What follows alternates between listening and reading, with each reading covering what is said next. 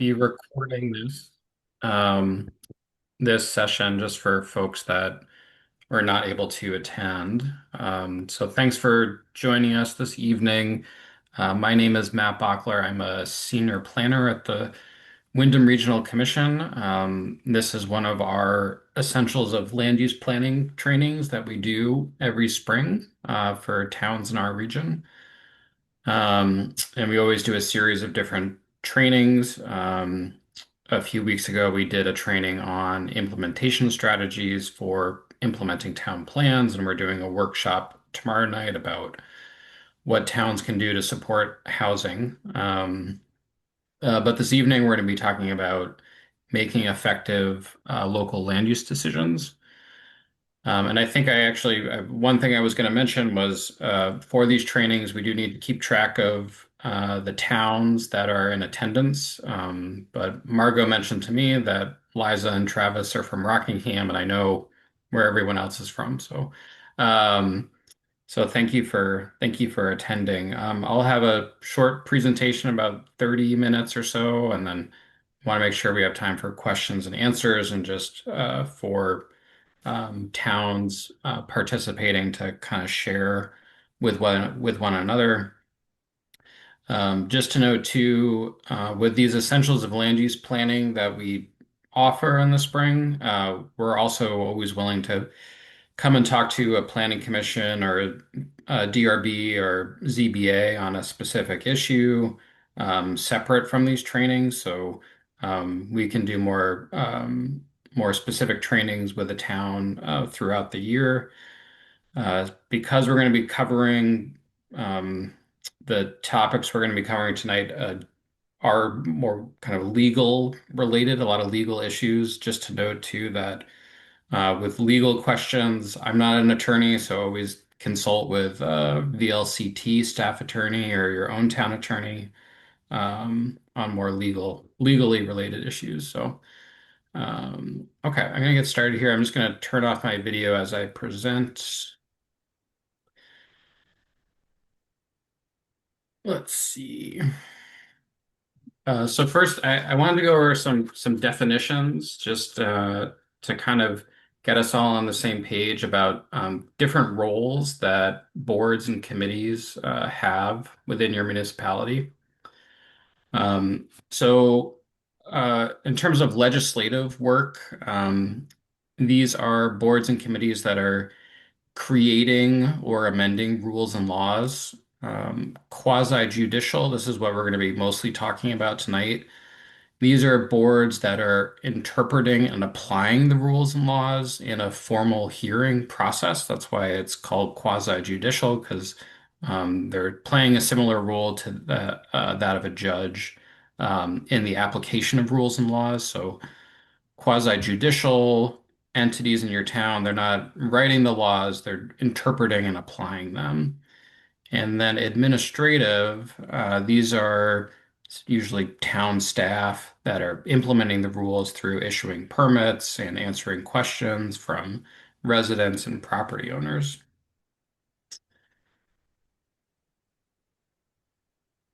So, in terms of who serves these roles in your town, for the legislative function, this is primarily your select board. For certain towns, they might have a city council or village trustees, and your planning commission.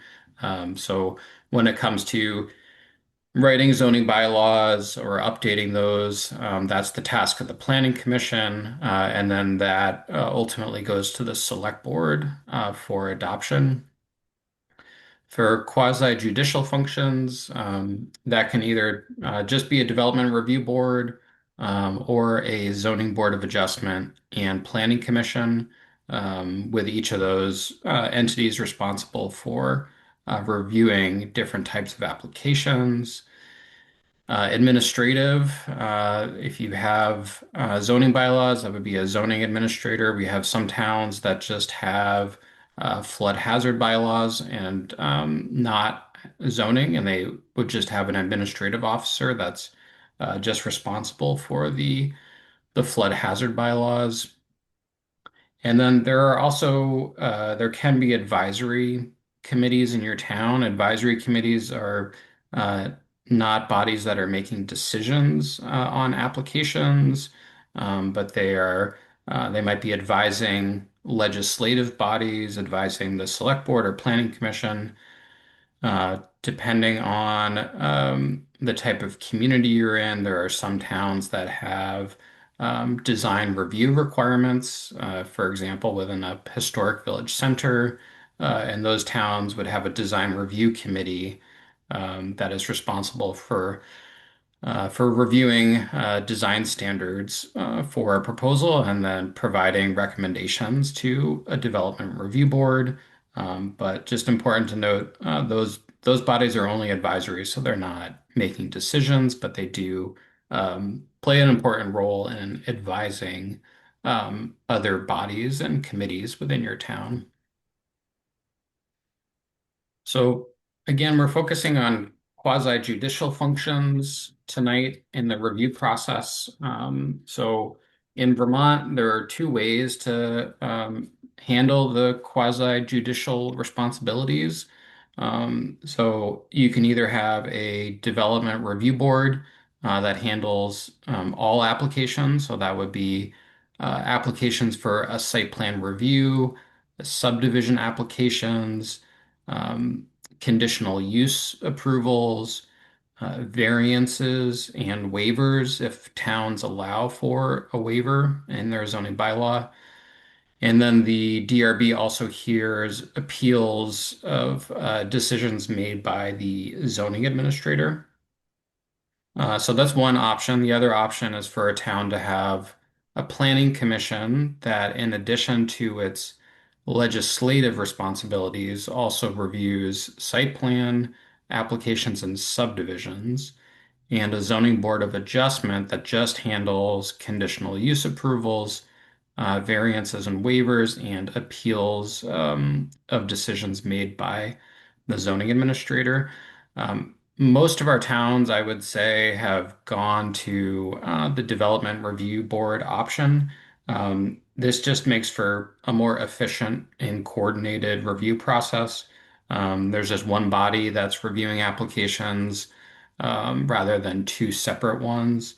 It also allows the Planning Commission to focus their time on legislative responsibilities and not also having to deal with approving development applications. So, why is it important to run an effective public hearing? So, as a quasi-judicial body, you're carrying out the work of government. So, um, if you're sitting on the DRB and reviewing applications, you are serving as the town government in that specific role that you're tasked with. So, um, in Vermont, the statute lays out a duty to render well justified decisions.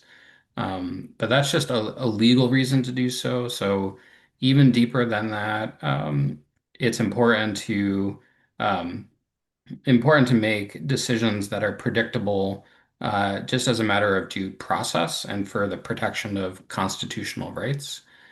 Um, it's also important for the reason of fairness.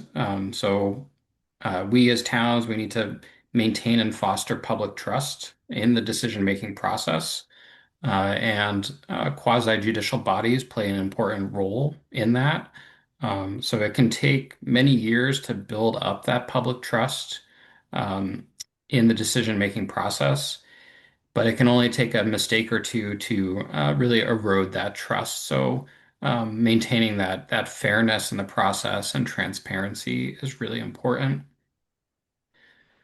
An additional reason why it's important to run effective public hearings is the whole purpose of the land use review and approval process is you're giving a property owner permission to do something. And so decisions need to be very clear so that everyone understands what exactly was approved.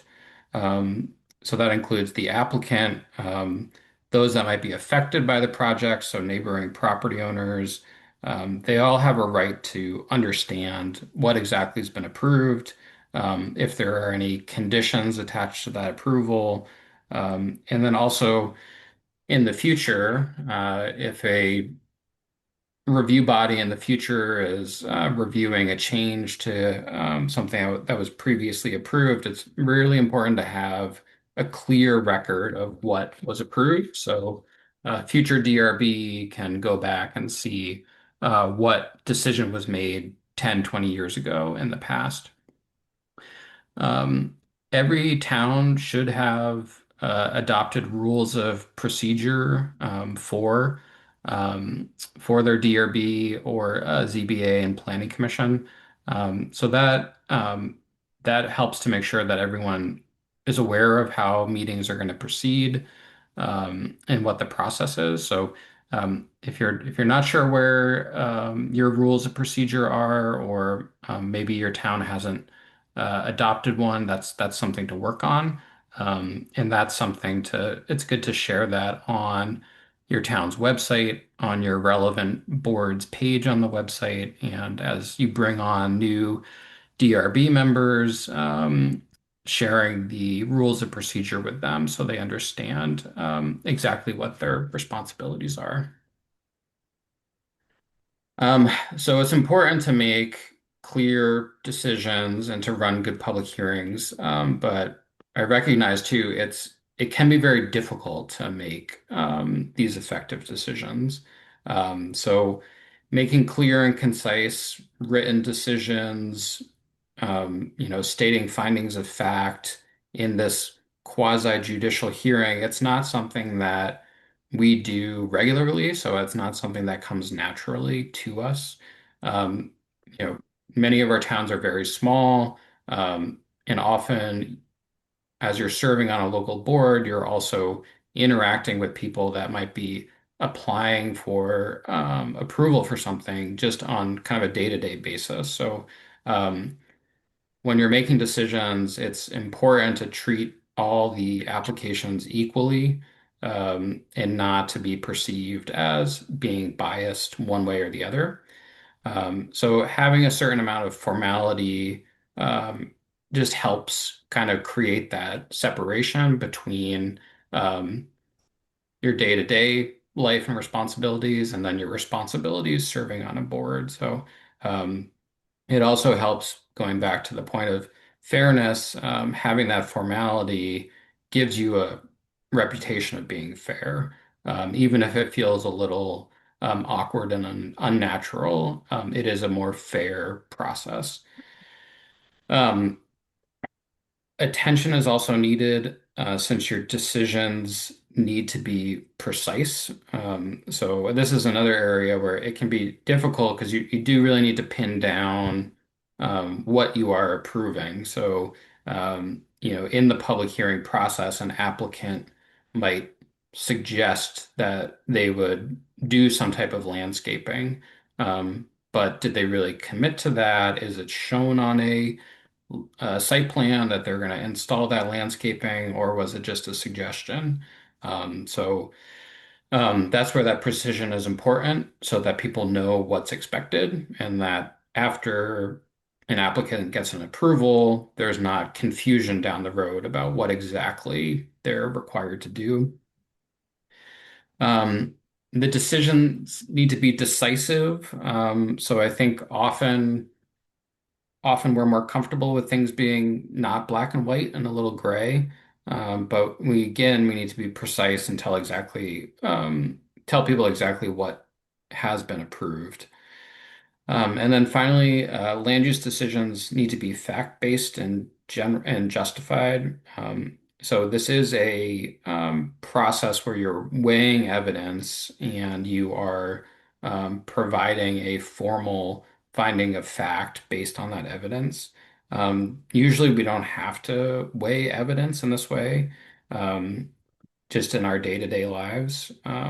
But if you're serving on a DRB or you're a zoning administrator that's issuing a zoning permit, that decision needs to be fact-based and justified.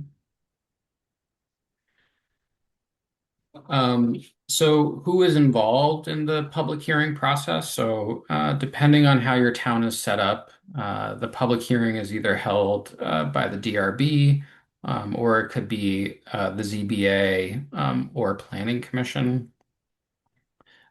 Your bylaws will say who gets to make which decisions. So if you are a town with a ZBA and a Planning Commission and not a DRB, the zoning bylaws will specify which applications should go to, or which applications must go to the Planning Commission and which ones go to the ZBA.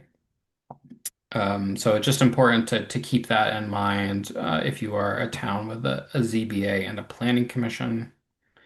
Um, the town staff, if you're a town that has a zoning administrator or a planner, they may be involved in the public hearing, and I'll talk the next few slides. I'll talk more in more detail about the role of each of these entities in the hearing process. The applicant is involved in the hearing, interested persons, and I'll talk about that more as well. And then if your town has an advisory committee that is involved in the review process, and that will be spelled out in your zoning bylaws if that advisory body is supposed to be providing comments on land use applications. So if that's the case, they may be attending the hearing or providing written information to the board for the hearing. So before starting the hearing, it's important to make sure that the board has adequate members to open the public hearing. So to have a quorum, you need to have a majority of the board members in attendance. So that is including unfilled and vacant seats. So if you're a five-member board, a quorum would be three members. If you're a five-member board and you have two vacant seats, you still need three members. You can't just have two members because you currently only have three active board members. So that's an important first step, is just making sure you have a quorum to proceed. There have been some changes in open meeting law over the last couple of years, as towns have adopted virtual meeting procedures. So the new requirements that are towns can have one or more board members participating remotely, but at least one board member or a town staff member needs to be physically present at the designated meeting location.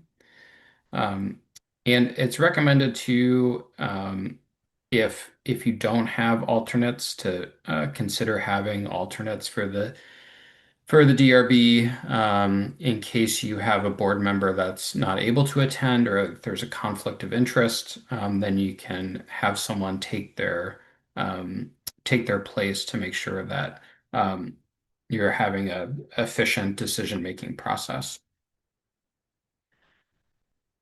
So for board members during the hearing, you have an important role in contributing to a fair and orderly proceeding. Um, Remember that the board is focused on the process here, so not the substance. So the substance is the responsibility of the legislative body. So board members might have opinions about the regulations within the zoning bylaws, but they can only be concerned about applying the regulations that have been adopted by the town. It's important to listen to the testimony and evidence. So decisions need to be based on the evidence that's in the application that the board has received and any evidence that is presented at the meeting. So everyone is hearing the same information. Um, it's important to ask questions during the public hearing if you're not clear on details, but keep questions relevant and neutral. So questions relevant to the application. If you have questions about an interpretation of the regulations within the bylaws, But make sure you're not kind of getting off topic or expressing personal viewpoints. Um, you need to have information for all the standards. So depending on the type of application you're reviewing, there might be quite a bit of different standards within your zoning bylaws that apply. So, for example, if what's proposed requires a landscaping plan, then you'll want to make sure that there's a landscaping plan submitted in the application, or there's some reason why a landscaping plan is not required for that proposal. So, during the hearing process too, this is a good time to make sure that okay, we have the information we need to evaluate all of the standards in our bylaws. And if you're missing something, then that's a reason to continue the hearing until you can get that information. Um, and it's important too to not prejudge an application before you review the application and hold the public hearing and hear all the evidence. And also do not publicly express opinions on a pending case. And I know it can be hard just living in small communities where you run into people and people want to know what your thoughts are on an application, but just being very clear with people that you can't talk about an application that's under consideration. The board chair has an important role in running a efficient and productive public hearing.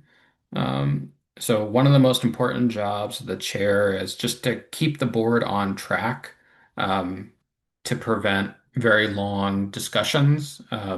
So especially with proposals that may be more difficult for a community process. There might be strong opinions on either side. It's important for the chair to move the discussion forward um, so the board can make a decision.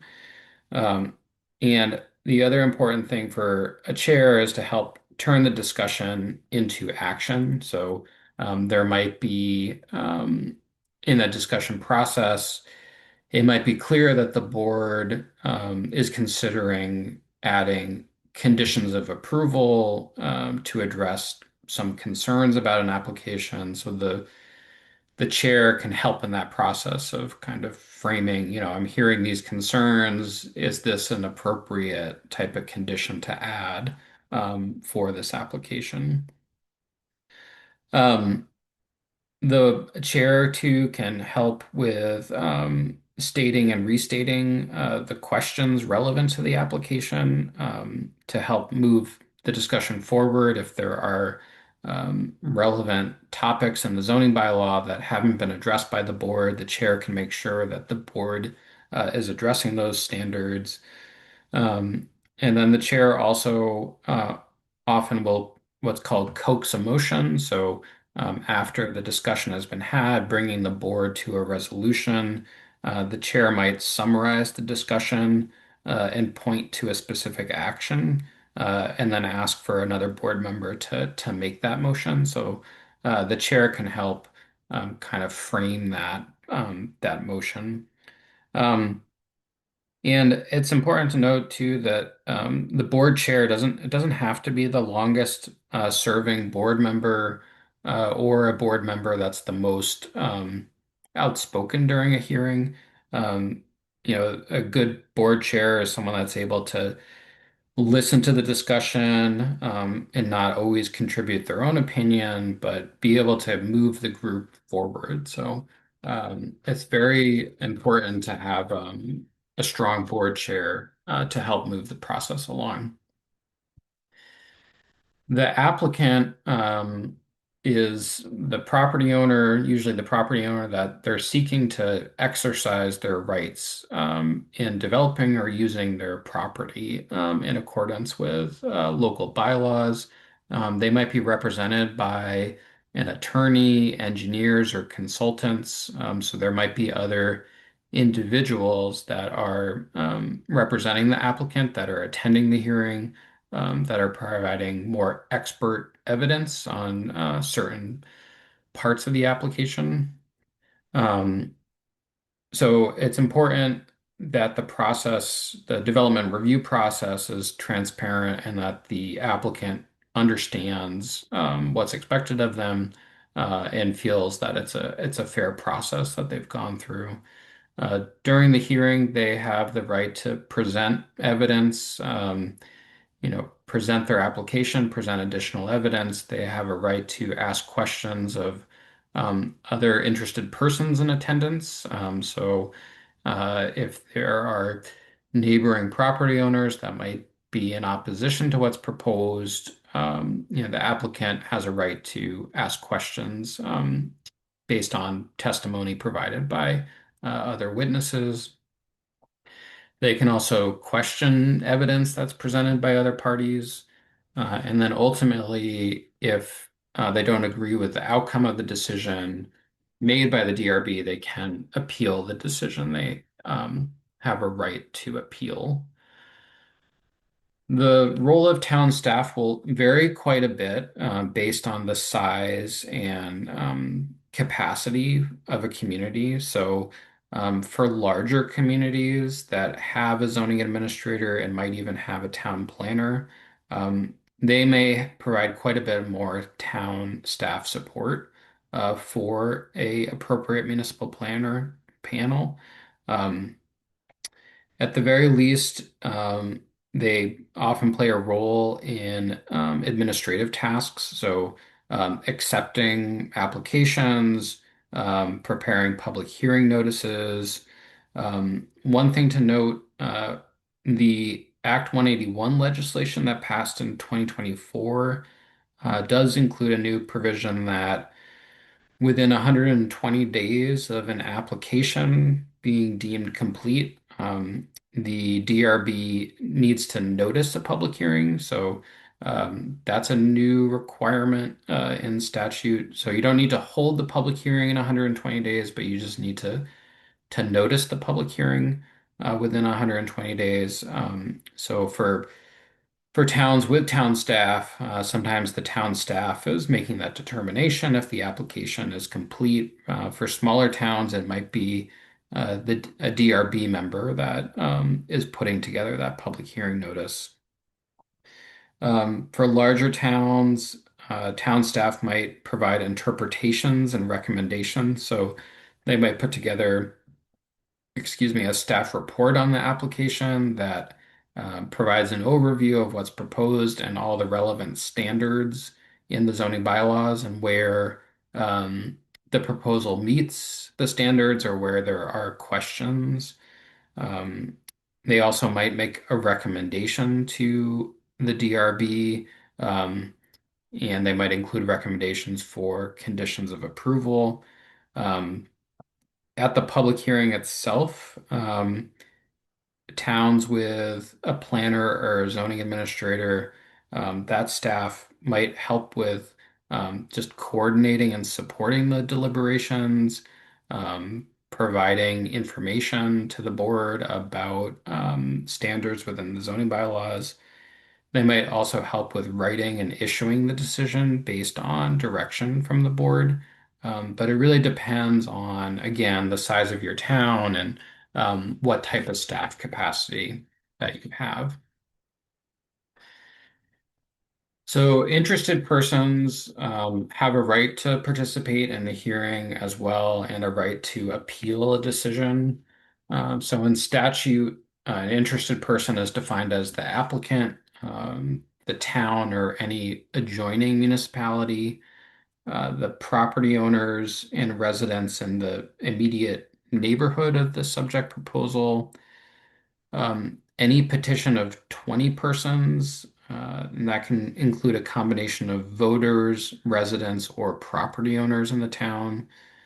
Any department or administrative subdivision of the state that owns property or any community or any interest in the community, and then also the ACCD, which is the State Agency of Commerce and Community Development. So it's important to note you only have a right to appeal a local regulatory decision, if you're an interested person that has participated in the hearing process. So um, you can't come in after the fact and appeal a decision if you don't meet one of these qualifications and you didn't participate in the hearing.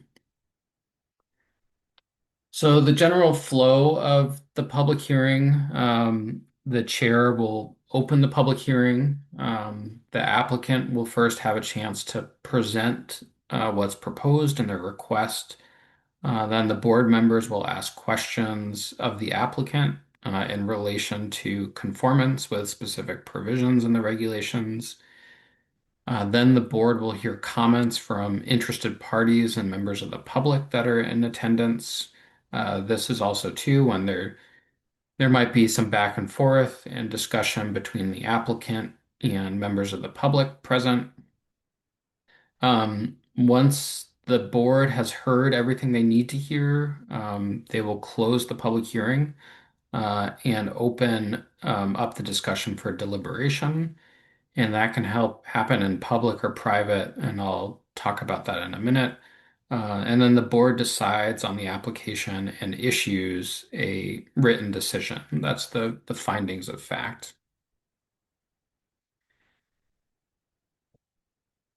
So you might be at a meeting and feel as if you need more information before making a decision. So it's important to take your time. If there's information that's missing relevant to the zoning bylaws and your standards, you can continue the public hearing. It's important to note you need to announce when it will be continued to. So you need to note the date and time and location it will be continued to, so that people in attendance or other interested parties know when that hearing will be continued to. Um, you can request a site visit. So if there are questions that really can't be answered without seeing the property itself, that is an option. Site visits are for observation purposes only, so the board can't take testimony and you can't have ex parte communication during a site visit. The site visit is open to the public, so you need to provide notice of where and when that site visit is happening. A quorum is not required because it is only for observation and there's no discussion happening. Um, but you do need to reflect a site visit in the next meeting minutes. So just keep track of who was present and relevant observations should be added to the minutes and should be discussed at the next meeting and reflected in the minutes is what I meant to say. So I would just caution to be careful with site visits, just because it is very hard to um, manage those site visits to make sure that there isn't information that's being shared that's not available to all members of the board or to members of the public. Um, so it's just something to be careful with the site visits. So when to close the hearing? So sometimes it can be hard to know. So you can ask yourself, will we need to take more evidence? Have we heard enough information to make a decision? Are there parties that were not able to attend this night's proceeding that really need to be present to hear all the relevant information? Um, so consider this before closing the hearing. It's important to make sure that all the questions are answered before you close the hearing. Once the hearing is closed, you can't take more evidence. So at that point, once you close the hearing, you need to move on to the deliberation. Um, so just be very clear with board members that the hearing is coming to a close. This is the last chance to ask questions. So when you've decided, okay, we're ready to close the hearing, again, you can recess or adjourn the hearing to a date and time certain. You can recess or adjourn until a new hearing is warned. So, if you really aren't able um, to recess the hearing to a certain date and time, you can just notice a new public hearing, but you need to go through the same public hearing notice process you did for the first hearing. So it is much easier just to continue to a date and time certain, and to note that at the meeting. And so once you're at the final adjournment, the hearing is closed, then yeah, no further evidence or testimony can be accepted. So next, the board needs to make a decision on the application. And this is when you move into deliberation, and this is the process for how the decision is made. Um, so boards can have what's called it's a deliberative session, and deliberation is exempt from the open meeting law. So there's no requirement for like a public notice for a deliberative session, and the board doesn't need to keep minutes of the deliberative session. But you're only weighing and discussing the application. You're not taking any more evidence at that deliberative session. It's just members of the board that are in attendance. Um, and Deliberation, it can be done in public as well. It doesn't have to be done in private.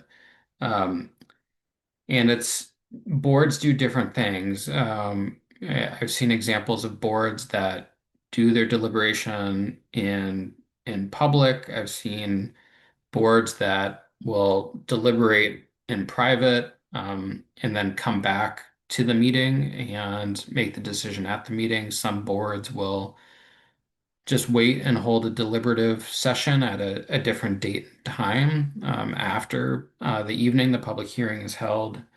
Um, and just to keep in mind that the board has to make a decision within 45 days of closing the public hearing. So if the board doesn't make a decision in that 45-day window, then on the 46th day, it's considered approved whether or not you issue a decision. So really important to keep that 45-day window in mind. And I would just recommend too, for the board, when thinking about how to do deliberative sessions, is just to be consistent. So I would either do all your deliberation in public or do it all in private. I think if you go back and forth between the two, applicants and members of the public might perceive something suspicious is happening of why for some applications do they do it in private and others in public. So I think just consistency is a good idea. So in the decision itself, figuring out if the proposed development is in compliance with your bylaws is usually pretty straightforward. So you're reviewing the relevant sections in your bylaws and noting in your findings of fact, where the application meets those standards. Um, One thing you can do is, before the public hearing is you can draft the findings of fact, based on what's proposed in the application and what's in your bylaws. You're not drafting a decision by the board, but you're just laying out the background facts, so that that work is already done before the public hearing. And then that just makes for a quicker process to issue the decision once the board has deliberated. Um, the decisions need to be um, they need to follow a logical order, just based on the standards in your bylaws, and they should be done consistently. So you can have an introductory statement that, at a very high level, outlines the what's being proposed. So it could be Joe Smith has applied for a conditional use in the Village District to open a restaurant at 243 Brick Road. The conditional use approval is granted by the DRB on December 1st, 2027. So just summarizing the request, where it was requested and what the decision was.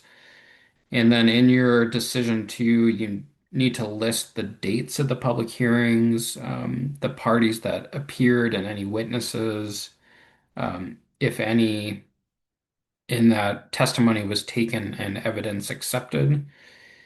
And then a clear, concise statement of each of the zoning standards involved in the information on that zoning standard. So, for example, if it's a conditional use that's required for a restaurant, in that example, going through each of the conditional use criteria in your bylaws and explaining how those criteria were met by the applicant.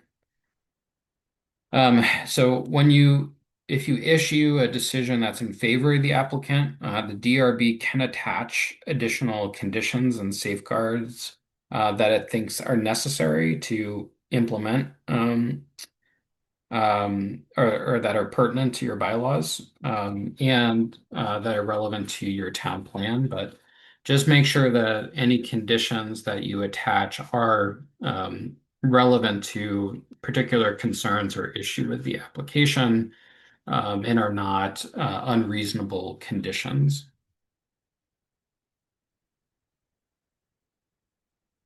So for appeals, a decision that's made by your administrative officer or zoning administrator, again, those appeals go to the DRB or the ZBA.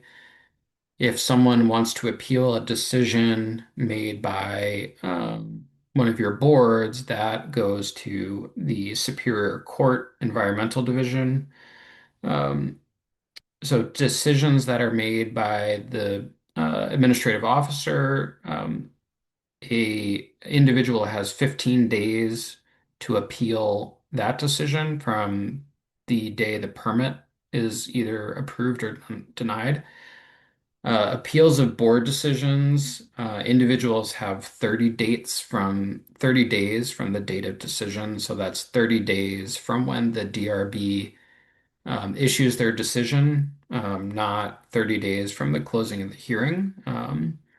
And they need to, if they don't file that appeal within that 30-day window, then they've lost the right to appeal the decision made by the board.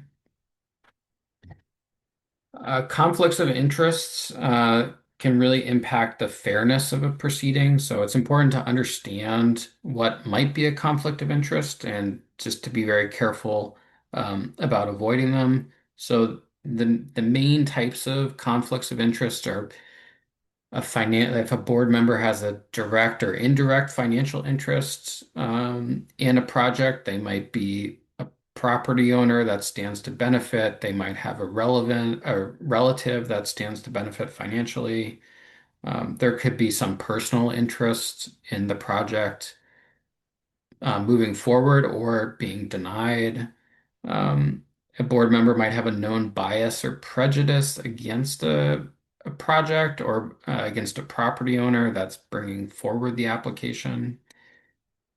And then a big one to watch out for is it's called ex parte communication. So this is direct or indirect communication between a board member and anyone else outside of the public hearing itself on matters involving the application.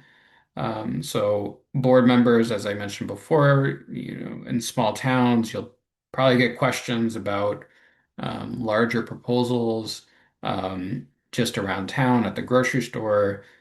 So just making sure not to discuss any pending applications.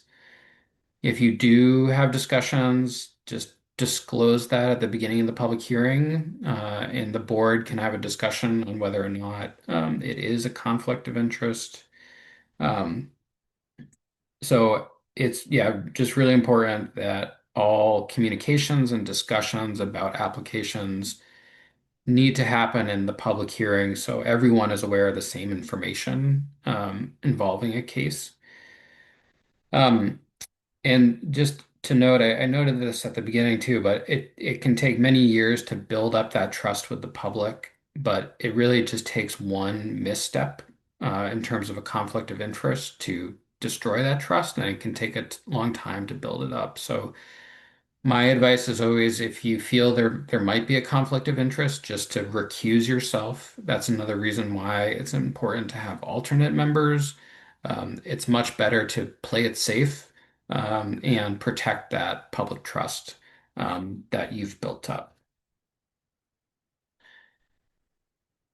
So for managing conflicts of interest, disclose possible conflicts of interest with the board. You discuss it and consider and decide whether a member should recuse themselves and then record it in the minutes.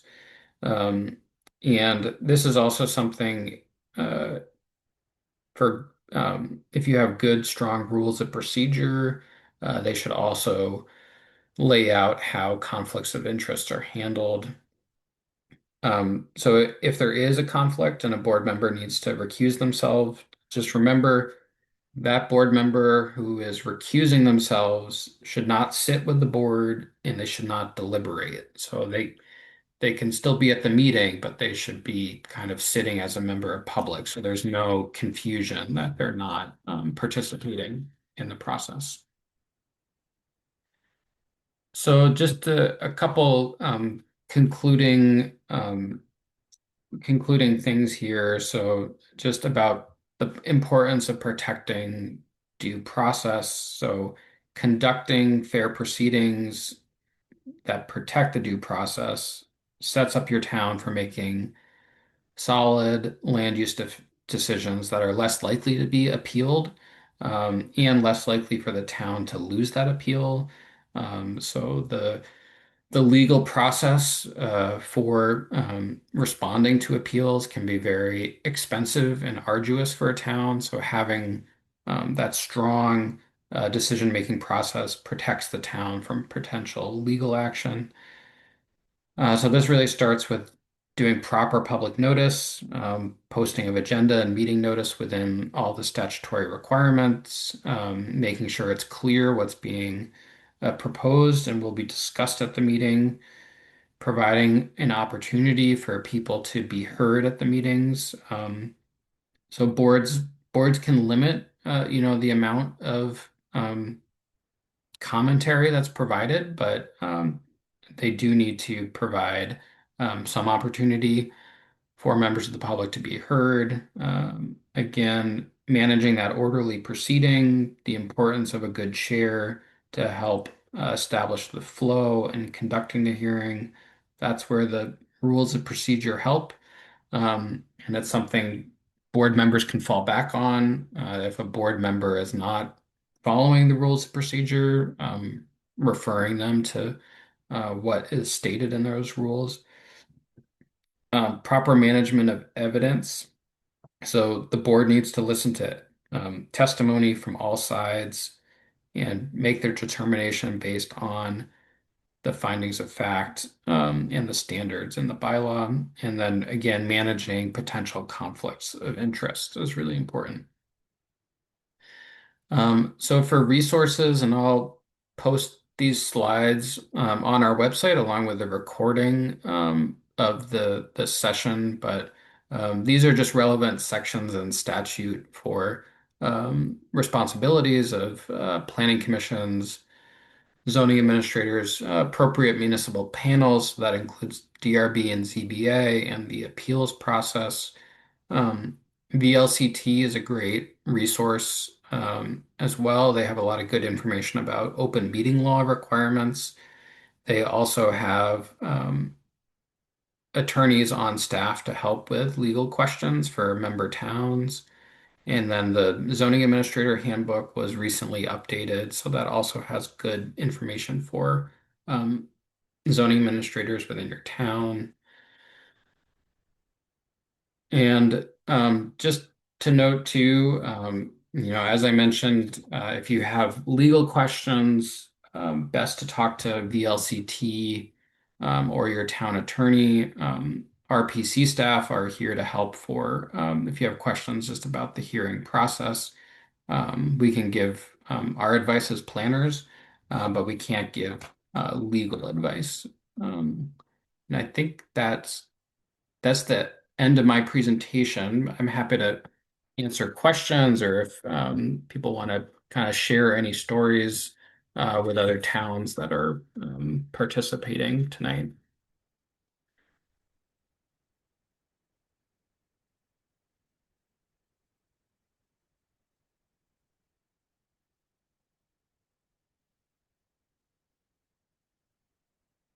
Yes, Stanley, did you have a question?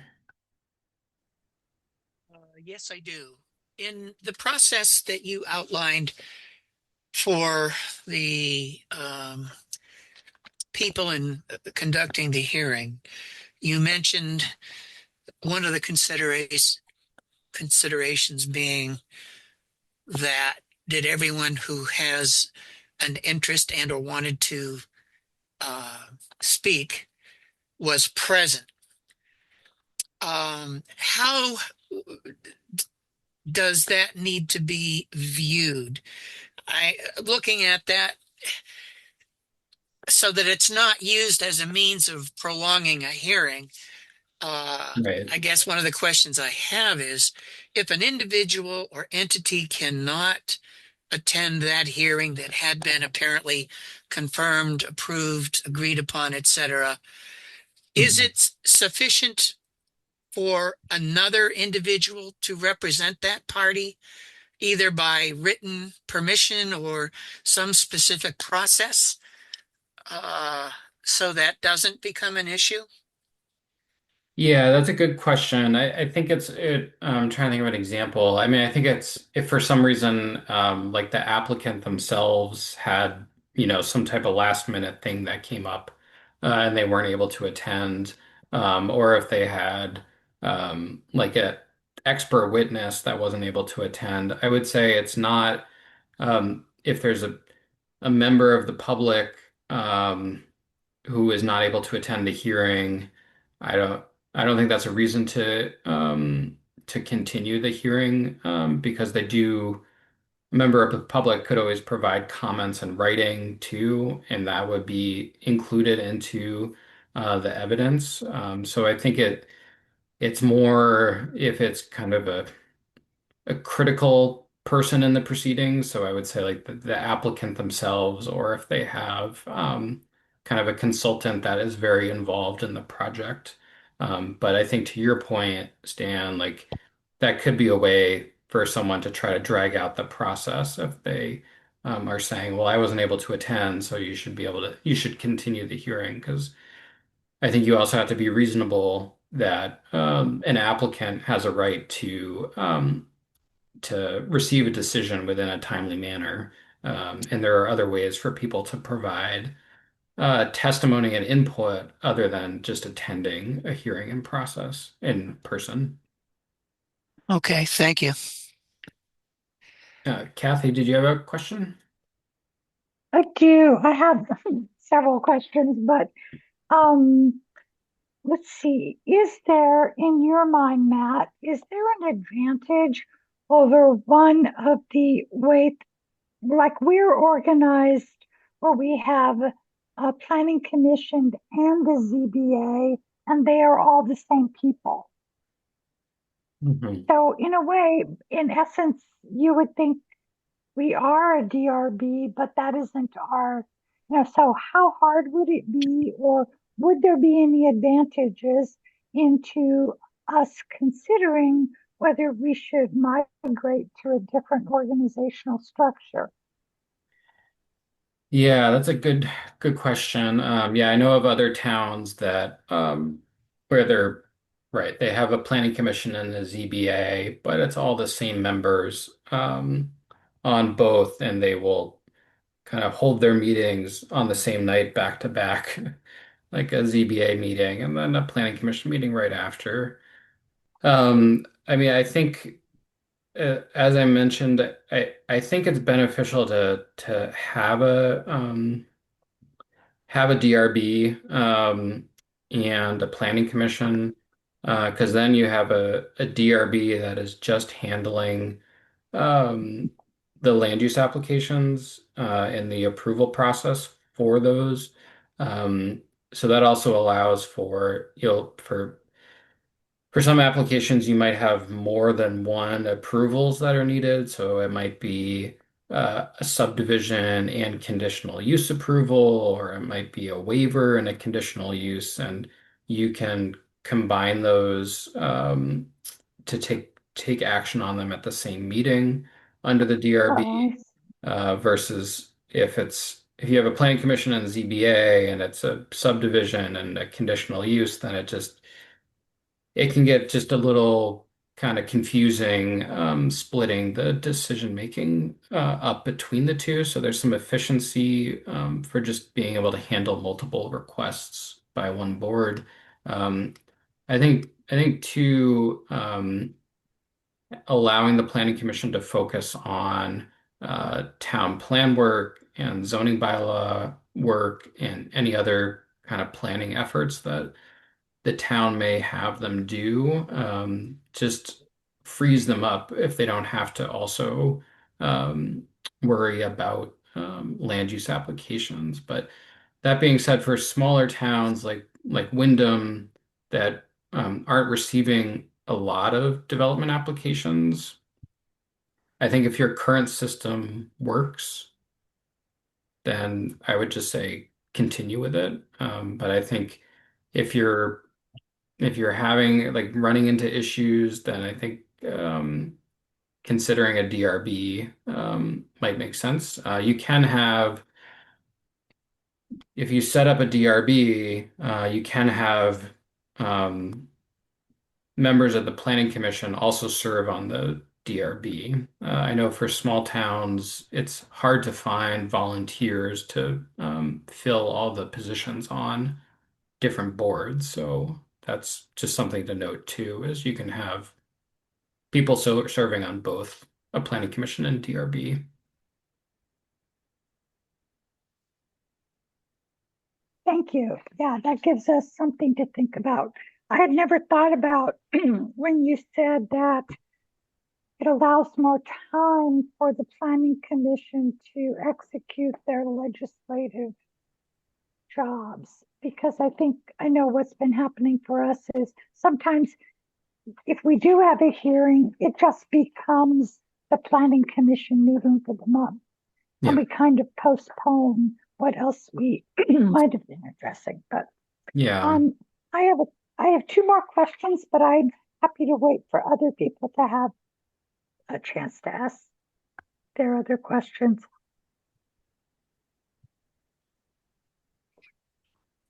Yeah, I don't see any other, and feel free to, if you have questions, you don't need to raise your hand. You can just jump in too, but I'm not seeing any other questions right now. Okay, then I'll ask my other question, which is for a hearing that you're having, is there a place for, quote, the general public, or is an interested person different than a, I don't know, a person of the general public? Mhm. Once they attend the hearing, does that make them an interested person just by the fact that they showed up? Yeah, no, that's a good question. So an interested person, so the interested persons have a right to appeal a decision. Um, and so this lists the criteria for what it means what you have to do to qualify as an interested person that can appeal. Um, as a member of the public, you can still attend a hearing and ask questions and provide comments, even if you're not an interested person, but you might not be able to appeal the decision. So that's why just there's been some changes in statute in the last 20 years, in the last few years, excuse me, about this the petition of 20 persons within a town. So that number has changed, and what you have to be to qualify to sign a petition has changed. So now it's a combination of voters, residents, or property owners. So um, an individual on their own that's not within the immediate area of the proposal uh, wouldn't be an interested person, but if at least 20 people in the town through a Mhm. petition can I get that see. interested person standing. And Matt, would those all 20 persons, would all of them uh, have been required to attend? That's a good question. I don't know the answer to that one.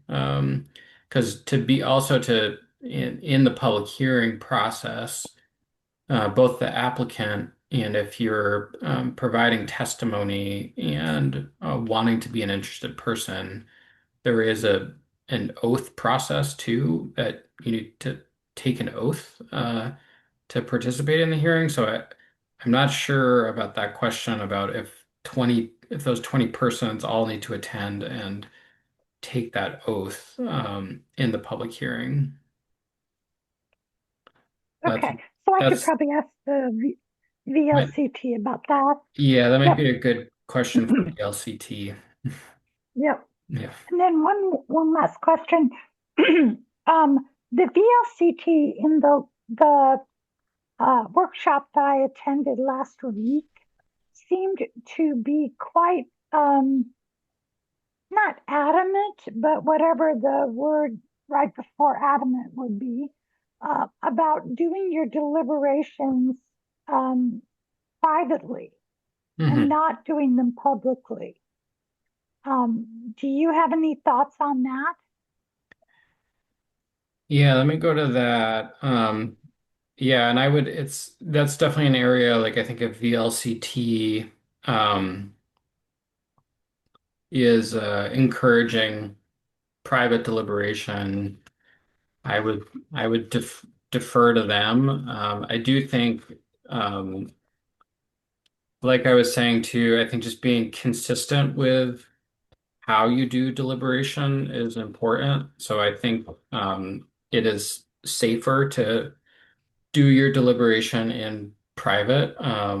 Then there's no, if you're doing it in public and then you decide to start doing it in private, it could raise some suspicions from the applicant or others participating in the process. I do think I, th I think it's a kind of a beneficial thing in statute that DRBs can have these deliberative sessions to just talk amongst themselves. Um, before making a decision and to deliberate the information that they've heard, because it can be difficult and uncomfortable to have those conversations in a public meeting, especially if it's a proposal that people are concerned about one way or the other. So I think it just allows the board to focus on their decision-making process and not feel kind of under pressure from people that might be observing that process.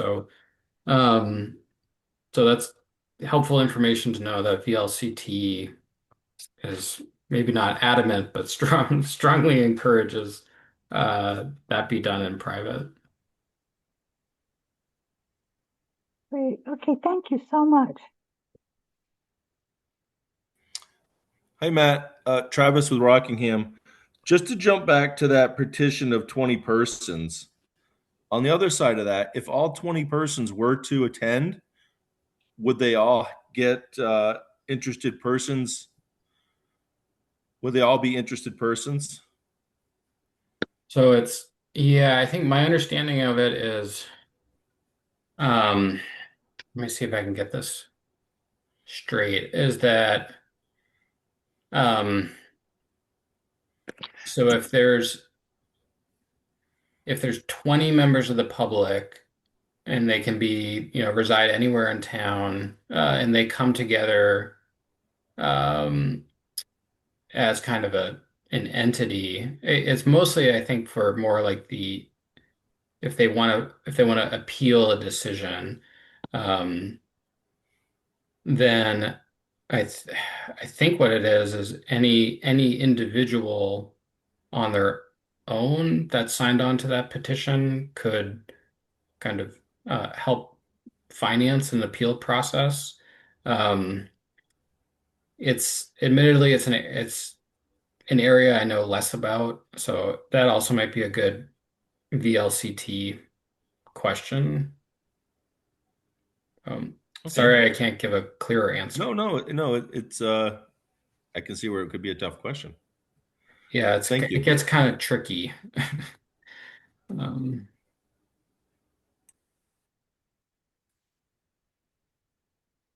let's see. There any other questions?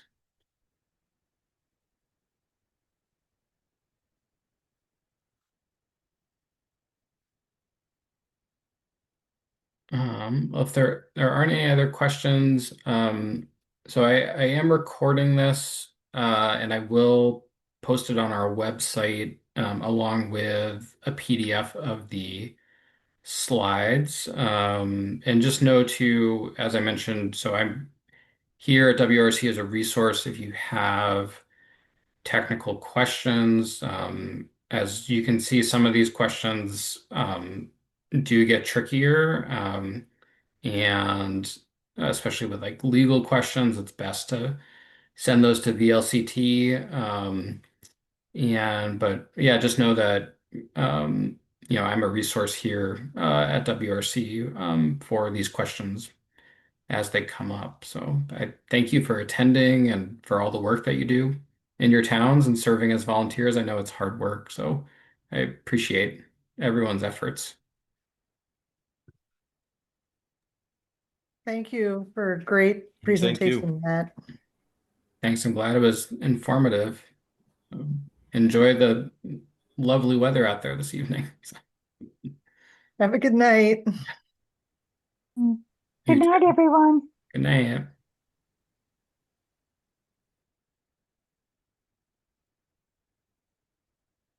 Thanks, Margot.